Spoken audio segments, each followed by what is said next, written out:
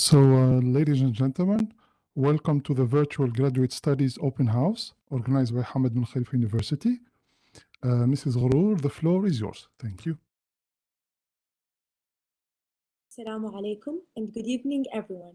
I'm pleased to welcome you all to the Virtual Graduate Studies Open House 2021 at Hamad bin Khalifa University for the academic year 2022-2023. I'm delighted to have this opportunity to welcome you all here today. I hope you find the event to be informative and that it helps to guide you in your academic journey. This will be the second time that the Hamad bin Khalifa University Graduate Studies Open House is conducted online. However, rest assured this year's event will be as comprehensive and informative as past editions and more accessible than before. Our event today aims to connect you with the deans and the faculty members to explore the unique academic and research opportunities at HBKU and learn more about the admission requirements and student affairs. Our event is set to include the following: Provost welcome message, student affairs message, college's welcome message, breakout sessions. Before we begin, I would like to remind you that all participants will be muted until the end of the session. Once the session has ended, we will share separate links for the breakout sessions in the meeting chat box, where you will have a chance to learn more about the different college programs and discuss any admissions related questions with the enrollment team. I would like to start the session with the welcome message from Dr. Michael Benedict, HBKU Provost. Thank you, Ghoroor. Welcome to Hamad bin Khalifa University, HBKU, and congratulations to you all on the first step towards preparing for your graduate school journey. We thank you for joining us today. HBKU is a member of the Qatar Foundation for Education, Science, and Community Development and was founded to continue fulfilling QF's vision of unlocking human potential. We are extremely proud to have recently celebrated 10 years since our establishment, and we look forward to having you with us for the next part of our journey. First, I'd like to begin by introducing you to the Virtual Graduate Studies Open House website. It has been designed to give you as much support as possible in making a decision on your academic undertaking. You should have received a link via email. Please take some time to explore it. And afterwards, rest assured that there is a great deal of additional information that you can find on the main HBK University website, where you can learn all about us, the different programs, student activities, and everything you might want to know. Open House is an excellent opportunity for all of you who are interested in pursuing a degree in one of HBKU's exceptional programs across the areas of Islamic studies, humanities and social sciences, science and engineering, health and life sciences, law, and public policy. HBKU is truly a global university with students who are nationals, who are residents, and international students, all working and learning together. There are currently nearly 800 remarkable graduate students studying at HBKU. Throughout the open house, we've provided dedicated information sessions for you to explore your specific fields of interest at HBKU. You will be able to connect with our faculty and advisors who will introduce the unique academic programs and the mentored or independent research programs that you may be interested in. As a research-intensive university, HBKU offers extraordinary opportunities for students to engage in inquiry and discovery. We encourage our students to broaden their intellectual depth by seeking out problems and working through solutions that lie at the crossroads of traditional disciplines. In turn, we find that our graduates emerge as global citizens with lifelong learning skills such as critical thinking, problem solving, teamwork, and communications, which will enable you to not only compete, but actually to succeed way beyond your imagination in the global marketplace. Each academic offering is designed to incorporate multidisciplinary education so that our students are not restricted to a single approach or a single discipline. By choosing HBKU, you will have the opportunity to explore your research interest from multiple dimensions and engage with other disciplines within and outside the classroom. With the support of our incredible faculty body, who are all leading thinkers in their field, an array of academic and research resources and international partners, we strive to empower our students to become future leaders, the ones who embrace an entrepreneurial mindset and think critically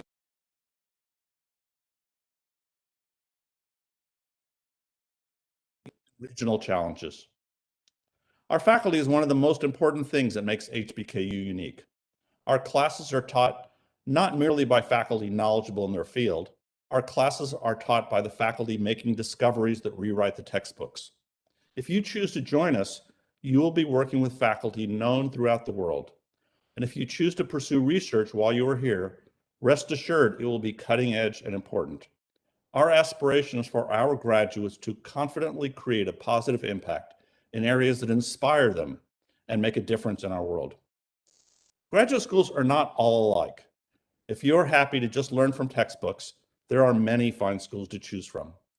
However, if you want to be a leader in your field, if you're excited about discovery, if you like being challenged, and if you want your life and your career to be more than a job, but to actually have impact, then HBKU may be the right choice for you. We have an experienced team to support you through your inquiry process. Therefore, please don't hesitate to contact us with any questions or any help that you need. I wish you the best of luck in your pursuit of higher education, and I look forward to welcoming many of you in our latest cohort of inspired changemakers. Thank you very much.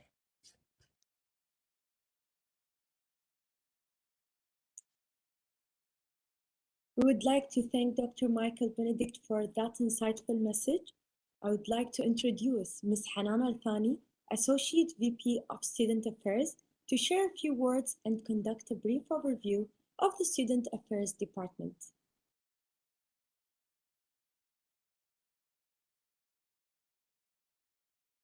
Assalamu alaikum, everyone, and thank you for joining us today for the Hamad bin Khalifa Open House. Hamad bin Khalifa University Student Affairs Office will always strive to impact the full student experience through various programs and activities for students to get involved in our programs and activities. The Student Affairs Department is providing the student with student services and activities through various components such as student engagement, sports and recreation, academic support, health and wellness, international services, as well as career and professional services. So starting with the student life, student affairs, can you go back to the first slide, please? Yes, second slide, yes, student life. The student engagement services, we provide international and external and local trips. We provide conference and programs. We provide students with clubs. They have the opportunity to participate in Student Representative Council and the association that student office provides. As well, it will support the student through participating in the 3 minutes MT thesis. We have the Student Life Awards. This award is targeting the students who are achieving a certain field of research or sports activities of any kind related activity to student life. As well, we are supporting students with the writing support, academic support, and any other programs tailored to the student need. Also, Student Affairs is providing the student with counseling session. We have a 24 hours help desk for any inquiry or any suggestions. We are always here to support. Also, we are providing international students with services in immigration, with the housing. If they want to apply to any international or any joint program, we are always here to support.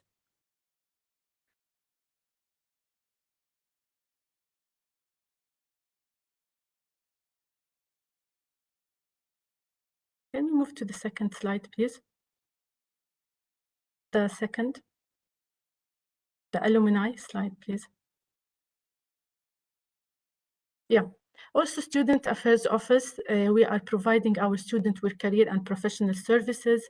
Such, we have our major program targeting student employment. We are providing our students with employment opportunities. as well as internship with local and international organizations. We are preparing our students with career counseling. We are providing them with CV clinic workshop.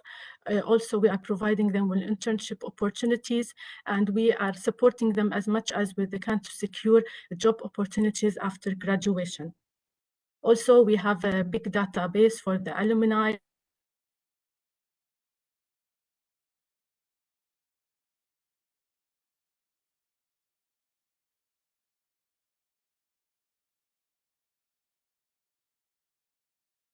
Outreach classes and workshop.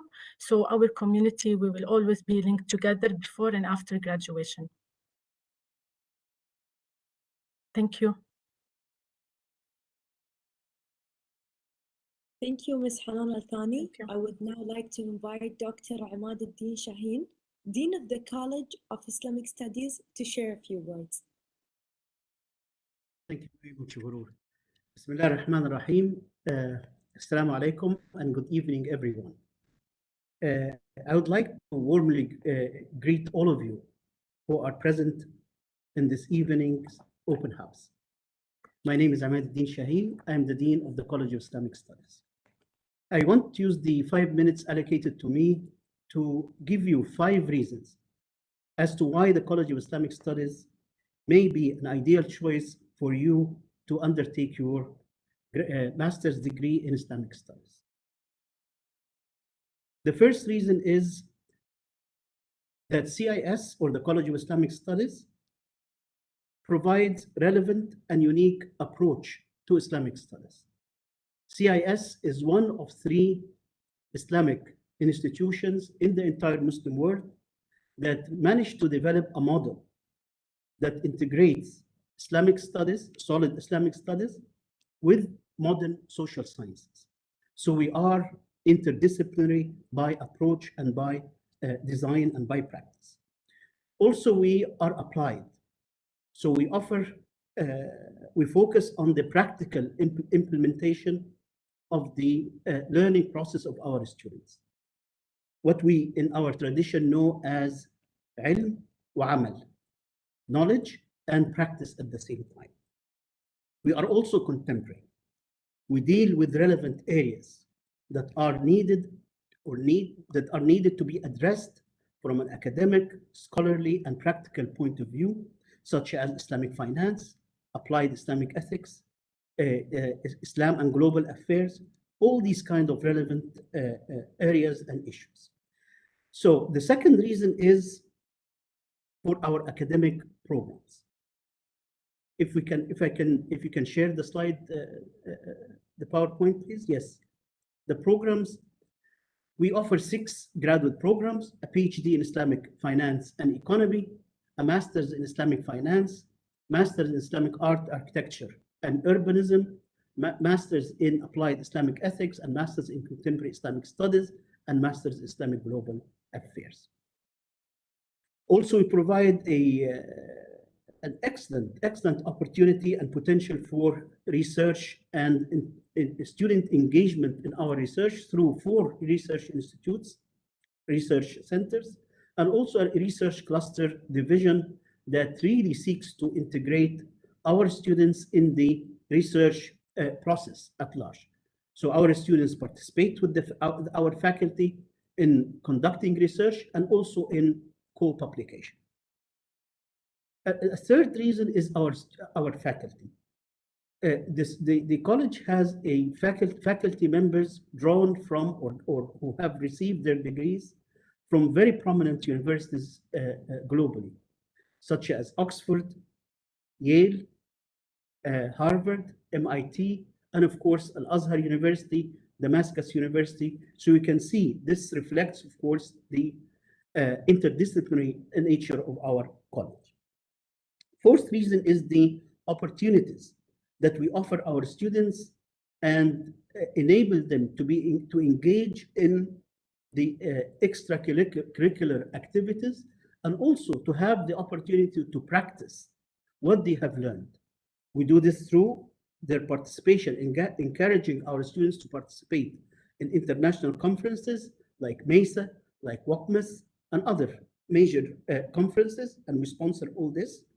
And also encourage students to write and publish in our home-produced journal Astrolab, which actually consists of mainly student publication and student papers. Also, we have an active student council. We provide travel opportunities for our students to explore, and also publication grants and research assistantship within the college, and much more opportunities.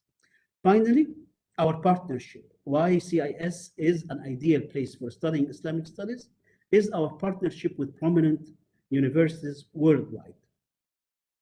We have our network is our strength, and we have partners such as Oxford University, and we send our students for research trips there.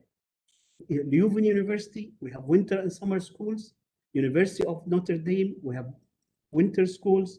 Istanbul University and Sabah Saim University in Turkey, and we also have these winter and summer schools, and other key institutions. These 5 key reasons is what produces our exceptional alumni today. If we can move to the next slide, please. Who are found across industries of healthcare, finance, politics, arts and culture, academia, and more, in Qatar and around the world. Our students can easily finish their masters here at the College of Islamic Studies and join prominent world-class universities such as Harvard, Cambridge, Oxford, Free University in Berlin, and others. So we look forward to welcoming you as a new cohort to join our ranks. Thank you so much. Thank you, Dr. Ahmad Eddin Shaheen. I would like to invite Dr. Amal Al-Malki, Founding Dean of the College of Humanities and Social Sciences, to share a few words. Thank you, Ghoroor. I would like to welcome you all and try to present to you who we are and what we do in the College of Humanities and Social Sciences in 5 minutes. But for more, please join our breakout session. At the College of Humanities and Social Sciences, we strive to be agents of change as educators and students, and work collaboratively with other social actors and partners to achieve our goal. Our programs are geared towards social impact and reflect our commitment to social justice, and thus they're relevant and they address local challenges. Our research agenda focuses on areas of importance such as diversity, inclusion, and accessibility, and gender equality and empowerment. Our graduates leave with a clear understanding of their mission as engaged professionals and researchers, and above all, the responsibility to be active citizens. The college also continues its commitment to the community now more than ever, as we are still living through a global pandemic. We recognize that in such circumstances, when the new normal is redefined on daily basis and the only sense of normalcy is thinking outside the box, this is why we recognize that we all have important roles to play in shaping the so-called new normal. We have worked closely with local authorities and offered our expertise in translation, languages, intercultural communication, as well as in other areas that proved to be crucial during such global crisis that were covered by our faculty's research and work in fake news and digital humanities, as well as our commitment to social justice, accessibility, and inclusion. Our faculty and professionals have been serving on national committees, appearing in the media, and our students and alumni have been volunteering in medical and civil sectors, applying all they have studied and finding their own mission in life. Next slide, please. This visual gives you an idea of our diversity and the richness of our programs. Let's look from left to right. CHLS is the home of the Translation Interpreting Institute. The Translation Interpreting Institute, or what is known to be TII, has been founded in 2012 with a remit to build capacity in Qatar and the region and to function as a physical and virtual space that delivers sophisticated translator and interpreter education, high-level training in a range of languages, and quality translation and interpreting services. We offer 2 unique MA programs, the MA in Translation Studies and the MA in Audiovisual Translation that doesn't exist anywhere else in the MENA region. And both programs are internationally validated by the University of Geneva in Switzerland. We also have 1 new program opened for admissions for the fall 2022, and that is the Intercultural Communication, which is very unique to HBKU and the region. TII's Language Center offers 12 languages, many of which are credit-bearing that you could add to your portfolio. And through TII, the college also offers high-level training workshops and a range of language programs, as well as quality professional translation and interpreting. The college currently offers a doctorate of philosophy, a PhD program in humanities and social sciences, which is the only one in the MENA region that exists as such as an interdisciplinary PhD program in humanities and social sciences, and also in CHLS and under the department, now it's the right side of the slide, the Department of the Middle Eastern Studies, we offer 2 innovative and interdisciplinary MA programs, Women's Society and Development and Digital Humanities and Societies. Next slide, please. I encourage you all to visit our page on HBKU's site and familiarize yourself with our faculty and the research, as well as our community projects. Some of the areas that students can contribute to once members of our diverse and loving community, as you see, our areas actually revolve around language mediation and inclusion,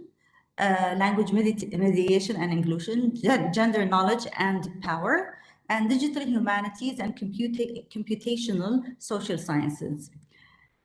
We have a strong focus on Arabic that intersects all of those research areas as well. Some of our community partners that you will have access to either through internship or through community projects are Qatar Museums, Doha Film Institute, Al Jazeera, Qatar National Library, FIFA World Cup, Qatar Social Work, among many, many other governmental ministries and institutions. Thank you so much and hope to see you soon. Many thanks, Dr. Amal Al-Malki. I would like to invite Dr. Munir Hamdi, Founding Dean of the College of Science and Engineering, to share a few words.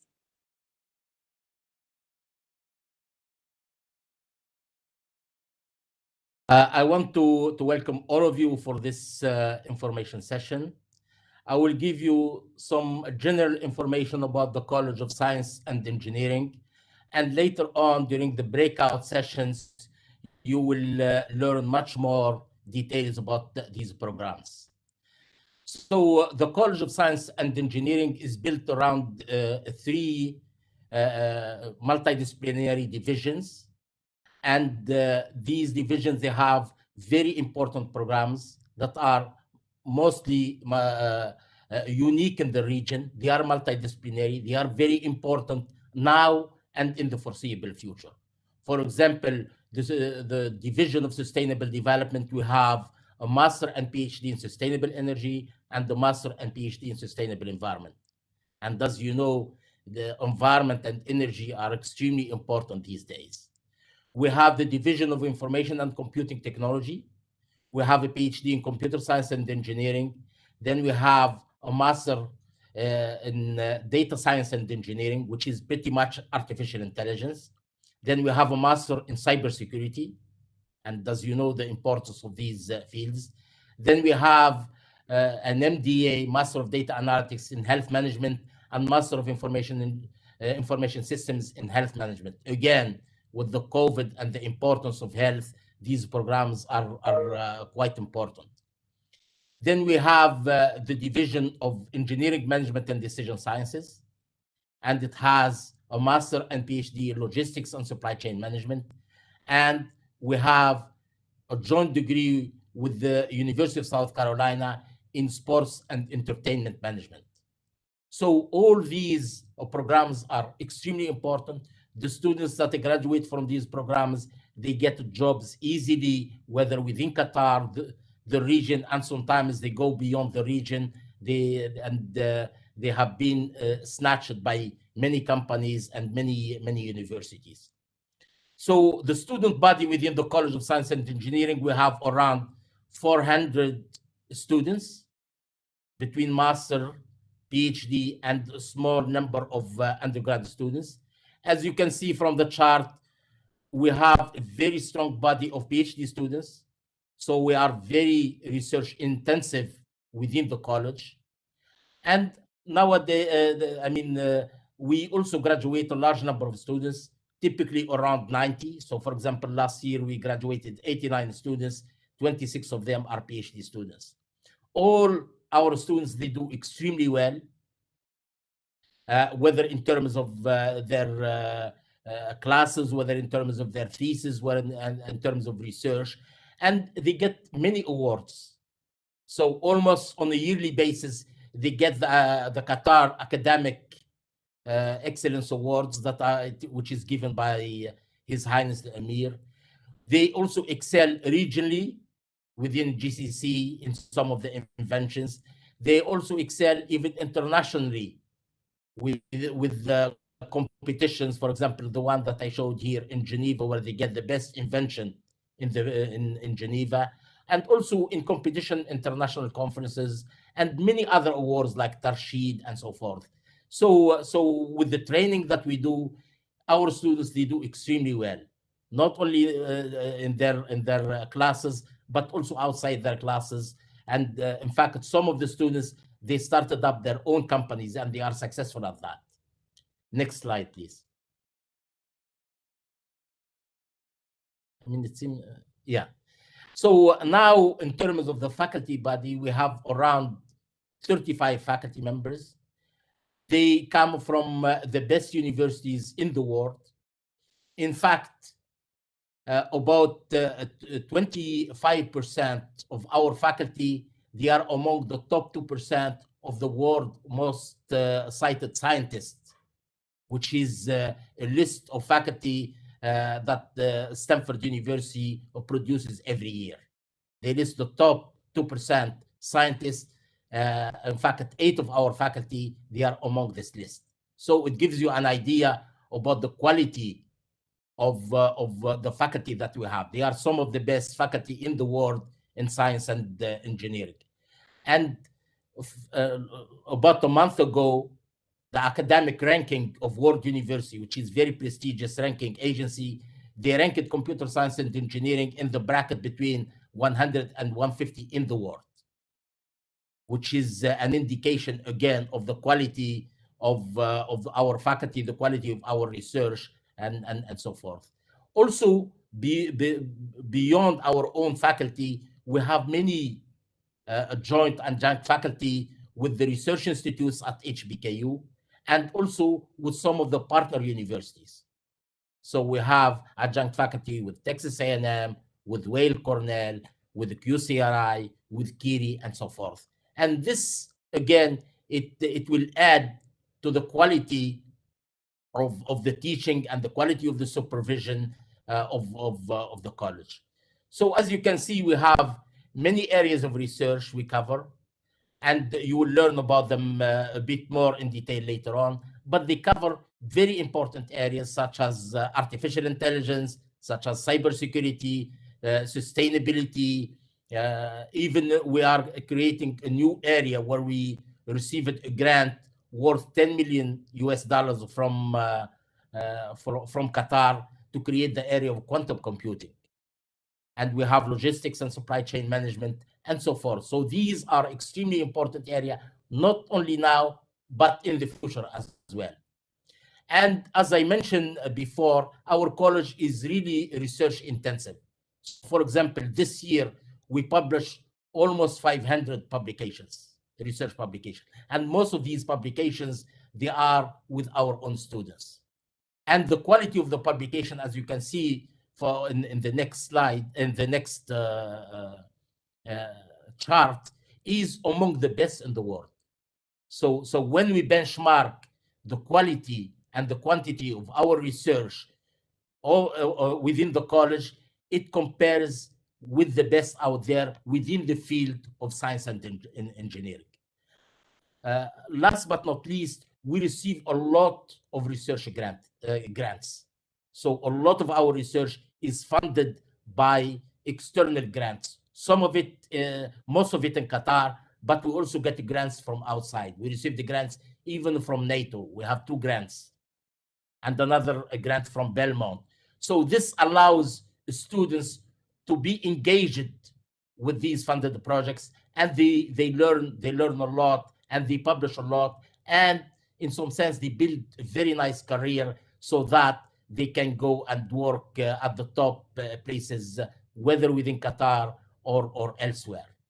So this is a general idea about the college. As I said, you will learn a bit more later on in the breakout sessions, and I look forward to seeing many of you next academic year. Thank you very much. Thank you, Dr. Munir Hamdi. Next, I would like to invite Dean Susan Carmenin, Dean of the College of Law, to share a few words. Thank you so much. Yeah, thank you so much, Gohar. And good evening, everyone from the College of Law. I just am thinking about the presentation you heard from Dean Munir Hamdi about the importance of the advancement of technology and innovation. And he had various metrics, and one of them, of course, being patents. It takes a legal regime to protect inventions, and it's reflected in patents. I'm thinking of also when we heard Dean Amal talk about access to justice and importance of diversity. The question is, what legal regime will we have in place to support those laudable goals? And in listening to Dr. Imad, Dean Imad, and the importance of religious freedom and tolerance and the like, critical to having a legal system to promote those values. So at the College of Law, we are preparing a generation of lawyers to help solve a variety of complex problems, whether it be problems relating to the subjects I just identified or things that are contemporary in nature beyond those. Obviously, we're thinking of today is the day after the formula race. There could be contract issues associated with the drivers. There could be perhaps issues related to security at the site, all having legal components. I'm sure each of you, you're online, you may be running your iPhone, you may be running your laptop, you are sending messages back and forth. Well, what about the protection of your communications? Questions concerning data privacy. Many of you I know probably have been excited to get back on an airplane over the last few months as airspace has opened. But what about the protection of the right of, for example, Qatar Airways to fly over specific airspace? Obviously, questions concerning vaccines. The hot issue of the day is, should we have a legal system in place to mandate vaccinations? These are just some of the issues that we look at here at the College of Law.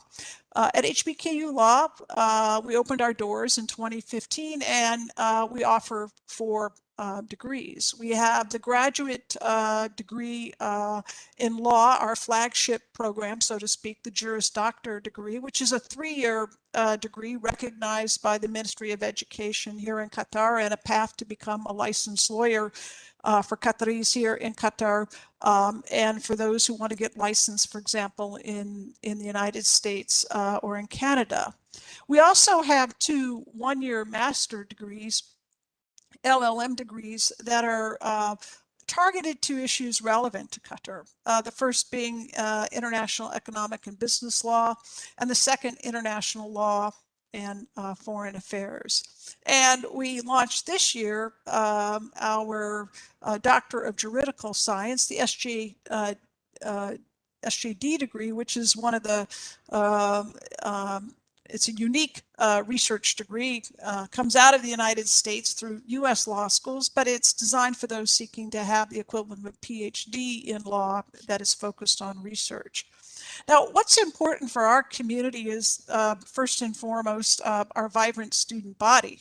Our current students are busy in class this evening right now, but during the day, many of them work. So they bring to the classroom wonderful experience, whether it be working for the Ministry of Foreign Affairs, for Ashkal, for Qatar Gas, just to name some of the places where our students are currently engaged. And they're taught by an outstanding faculty with degrees from some of the best law schools in the world. And you've heard these names mentioned earlier today, but Harvard University, we have our Harvard Law School faculty members, Yale Law School, educated Oxford and Cambridge.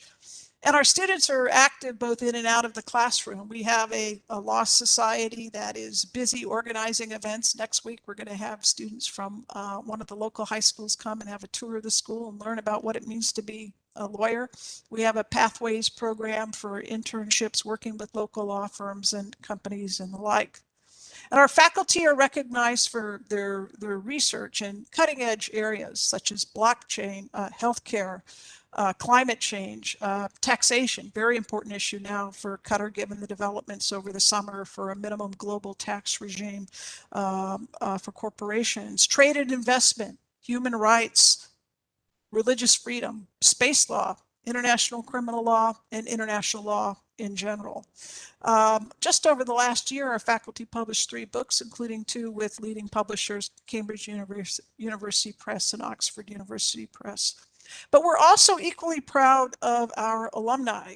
It's the next slide, please. They're leaders in the profession, both in the private sector, where they've been able to secure jobs working, whether it be in contracts or in sports-related activity or in oil and gas, and for the government, particularly for the government of Qatar. I'll just give you one example. One of our graduates is the legal attaché for Qatar at the embassy in Geneva, and he's the principal go-between for the government of Qatar and the World Trade Organization and the World Intellectual Property Organization.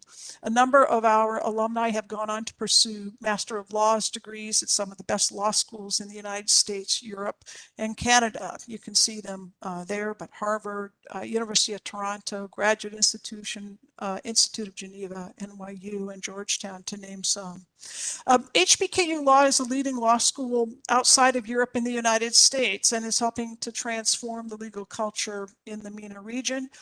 If you're interested in solving major societal problems and wanting to learn the skills to address those challenges and do so in a professional and caring environment, I believe HBKU Law would be the perfect home for you, and we look forward to seeing you in the breakout session. Thank you very much. Thank you, Dean Susan. Next, I would like to invite Dr. Edward Stenkel, founding Dean of the College of Health and Life Sciences, to share a few words. Thank you. Good evening and welcome to the HBKU. I'm here to enthuse you about the College of Health. Next slide.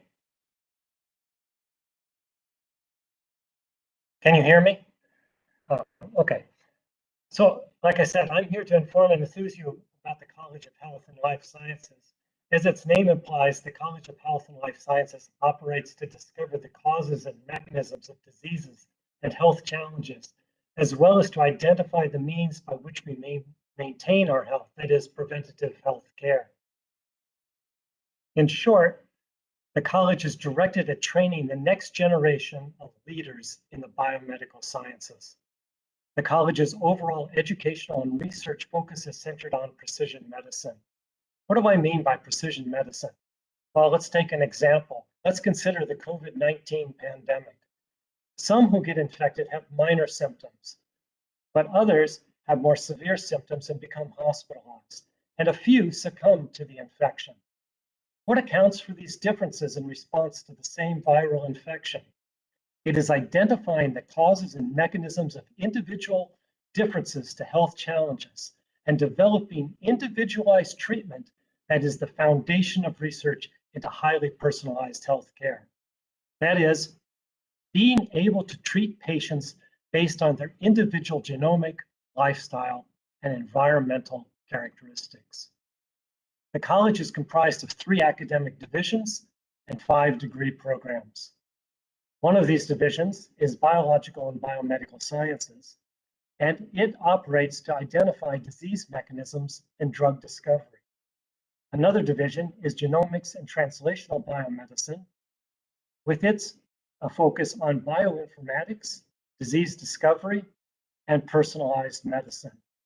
And the third is Exercise Science, which is focused on early tailored disease prevention and rehabilitation. Within these 3 divisions, we have 5 degree programs, master's and PhD program degree programs in the biological and biomedical sciences and in genomics and translational biomedicine, and a master's in exercise science.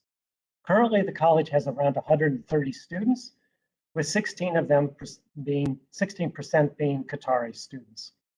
We have diversity represented by 18 different nationalities, and we have success represented by currently having 79 alumni. The educational and research training within the college is primarily conveyed by the college's primary faculty, of which we have 17 faculty, which are distributed across different biomedical research fields. In addition to that, there are 14 joint faculty that have their home entity as Qatar Biomedical Research Institute, the College of Science and Engineering, and the College of Islamic Studies. We also have 39 adjunct faculty that have their home in Sidra Medicine, Weill Cornell Medicine, Hamad Medical Corporation, Qatar Genome Project, Equine Veterinary Medical Center, Carnegie Mellon University, Qatar University, and ASPITAR. So the breadth of research that a student can become engaged in is represented by the large diversity and breadth of the faculty that participate in this program. Okay, can I have the next slide, please? A very important and exciting part of graduate school in the biomedical sciences is conducting discovery research. That is providing new knowledge on a biomedical issue. There's nothing better than figuring out something that nobody knows, right? In this regard, as a research-intensive college, the college excels. The college faculty have exceptional in recruiting funding to support their biomedical research, both externally through QNRF, Qatar National Research Foundation, but also through industry like Pfizer Pharmaceuticals, ExxonMobil, and as well as intramural support from the Vice President of Research and others. This external funding and internal funding, along with funding provided by the college, helps to provide research into a variety of different fields like diabetes, leukemia, pharmacogenomics, autoimmune diseases, colorectal cancer, hypocholesterolemia, cardiometabolic diseases, autism, COVID-19 drug discovery, viral protection, eczema care, osteoarthritis. And this is just some. These are some of the primary ones, but there are many others split across the large number of faculty. So if you're a student, you can, in the College of Health and Life Sciences, you're most certainly going to find an area of research that engages you, enthuses you, and that allows you to develop those research discoveries. But making discoveries in research, we can't keep them to ourselves. We have to publish them, let the scientific community and the public know about them. Again, the College of Health and Life Sciences has been very good in disseminating the knowledge that is discovered by the research. For example, over just the last academic year, our 17 primary faculty, together with their students, have a total of 63 publications, with 42, most of them in very high impact publication journals, with an impact factor average of 7.7. Those publications come across a variety of fields, most of them aligned with biochemistry, genetics, molecular biology, but also in medicine, neuroscience, chemistry, pharmacology, immunology, microbiology, and others. So if you are a student who is thinking about biomedical sciences and you love to conduct research, you love to make discoveries, then the College of Health and Life Sciences, with its exceptional faculty and research mentoring, is a place for you. We'd love to see your applications, and if you're interested and you want more information, please attend our breakout session. Thank you very much.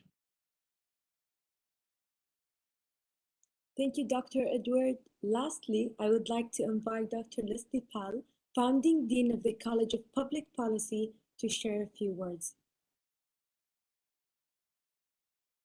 Thank you for that introduction, and welcome to everyone to this open house information session. My name is Leslie Pal. I'm the Dean of the College of Public Policy. It's the newest of the colleges here at HBKU. You've heard from my distinguished colleagues all of the amazing programs that already are available. Even though it's the newest college, founded in 2019, it's been, public policy has been part of HBKU and the QF mission from the very beginning. It's kind of in the DNA of these institutions, but we now have a distinct college and a designated distinct program, the Master of Public Policy, to carry on that tradition. We'll provide obviously more details on the program later in the breakout session, but very briefly, the MPP, the Masters of Public Policy, as a program leading to a master's degree. It consists of a collection of core courses in public policy analysis, in ethics, in public management, in global political economy, just to give you some examples. We have two specializations in the program, one in social policy, broadly defined, that embraces education, family, and health issues, or energy and environmental policy or sustainability.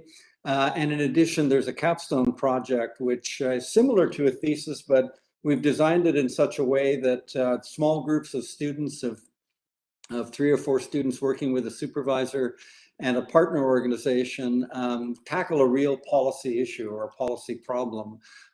Labor migration issues is one example. Sustainability or energy management is another one. How's that tackled through policy? On this slide as well, you see our faculty, 6 very active, very energetic, very engaging teachers and researchers. And you'll hear more details again about their accomplishments in the breakout session. What you don't see is a profile of our students. Currently, we have about 40 students across both years, first and second year. And I'm proud to say that we graduated our first cohort of students this past May. 10 outstanding students who joined us in the adventure in 2019 when we were launched.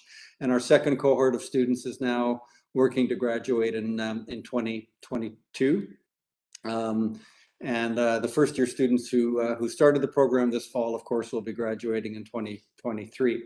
As I mentioned, we have more detail on the program and research and opportunities in the college in the breakout session, but many of you are probably curious about what public policy actually is. So I thought I'd give you an example. It's been touched on by Dr. Ed and Dr. Susan as well. But the pandemic, when the virus first hit last year, it's of course first and foremost a health crisis. But who responded and how? Obviously, it was governments, and their response was through policy, through various instruments, some of which are legal, as Dr. Susan mentioned, but others which are economic or social or procedural. They use tools and actions that mobilize public and private resources and actors within countries, and also, of course, across countries and at the international level. So it's this government response that really, across all of these different tools and instruments, that comprises public policy. Our faculty, some of the faculty members that you see there on the slide, won a national research grant last year to track policy responses in a selected number of governments in the MENA region, working with students. So they were able to work with students as research assistants in developing this project over the last year. So what does a policy tracker mean? It meant tracking health policy responses around vaccines, lockdowns, social distancing, masks, the management of the entire medical system, travel restrictions. It meant tracking economic policy responses around things like interest rates, stimulus packages, support for small businesses. It meant tracking social protection measures, educational institutions, family support, income and job protection, short-time work schemes, grants aimed at vulnerable groups. And we all know that the well-being of entire countries, then and now, even today, has depended in large part on how effective the policy response of governments has been. How well have governments dealt with the technical and the ethical issues posed by the pandemic? So if you think of just some of the ethical issues that have to be addressed and policies have to be designed to address, the balance of personal freedom and protecting public health, the trade-offs between information privacy and using apps. On the technical issues, which epidemiological models to adopt, how good are the healthcare data, how to organize travel and quarantine restrictions. Many of you have probably suffered some of these restrictions and government actions, how best to distribute vaccines among populations, among regions. So public policy and public policy analysis and working in public policy is eminently, intrinsically, unavoidably multidisciplinary. It has to draw on many and most of the disciplines that you've heard described from my colleagues. And it's about how those disciplines, those resources are mobilized by governments, how they tackle the issues, how they organize the resources and information and capacities to deal with these problems. And obviously doing that well, which is the linchpin of effective responses for the well-being of populations, is not easy. It takes a skill set, an ability to define problems, to analyze them, to tackle them, to measure them, to assess them, to harness and mobilize information across a range of different sources, and bring that to bear in advising governments on hopefully the best way to tackle those issues. So our program gives you the skills to help. I'm proud of what our graduates will be able to contribute to better governance on social policy issues, on environmental issues, on sustainability, on meeting SDG commitments, and many, many, many other challenges. So if you want to learn more, join us for the breakout session, and I look forward to seeing you there. Thank you. Thank you, Dr. Leslie Palin, to all of the valuable information. As a graduate from Hamad bin Khalifa Institution, I have gained tremendous knowledge and insights through my education. And I invite you to explore your opportunities here and begin your journey with Hamad bin Khalifa University.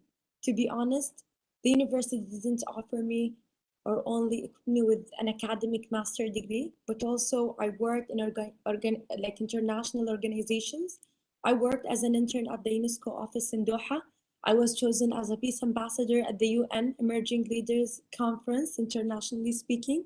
So now I invite you to go into the breakout sessions through the link that we have provided in the chat box.